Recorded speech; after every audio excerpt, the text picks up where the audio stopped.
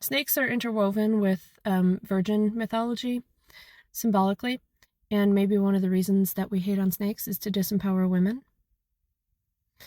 Also, the snake worshippers were known to be in on the magic of resurrection before and after Jesus Christ. Also, notice how Mary was the one that went in the other room with some servants and came back with wine. Also, what was going on with the vinegar thing? Who went and did some la-di-da in a tomb? Women. So, maybe all this hating on witches and women and controlling their birth and statehood control of death and medicine has a lot to do with making sure that individuals and mystery cults, especially led by women, are not in charge. Because there's no money in that. If I could magic people back to life with my vagina, why would we need, for instance, Benadryl? Or ibuprofen? That would be obsolete, wouldn't it?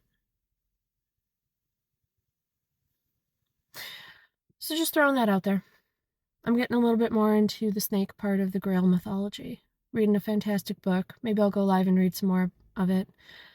And it really relieves me because I have such bad imposter syndrome. And then I go to these fairs and I give readings and I meet cool people and I tell them about what I do. And they're like, oh my God, you should write a book. And I'm like, I'm working on it. But then I don't do it because of imposter syndrome. Also, I need money to publish books. It takes thousands of dollars just to self-publish. So, like, just to print books. And there's ebooks. Those are easily copyable. And I want copies at fairs. So, go to my website that I typed into the description of this page and book a reading with me if you'd like to support me. Yeah, I'm happy to explain what I do and what you can get readings in. So that would be much appreciated if you want to hear about the actual traditions and what I think is actually going on, because I've got some past life stuff and there's some documented anthropological stuff, and not all of it is super deep mysticism, well-established stuff. Some of it is very basic, like, hey, we make antivenom apparently by injecting horses.